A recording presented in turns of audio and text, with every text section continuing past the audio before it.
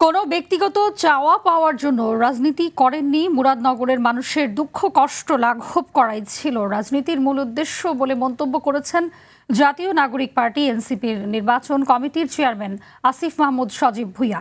কুমিল্লার মুরাদনগরের নির্বাচনী পথসভায় তিনি এসব কথা বলেন। এ সময় আসিফ মাহমুদ আরও বলেন, বিগত 17 বছরের নিপীড়নের পর গত 17 মাস ক্ষমতায় না থেকেও একটি দল মানুষকে একই ধরনের অভিজ্ঞতা দিয়েছে। সেই উপলব্ধি থেকেই 11 দলীয় ঐক্য জোট গঠন করা হয়েছে। আমরা আমাদের জন্য কিছু চাই না।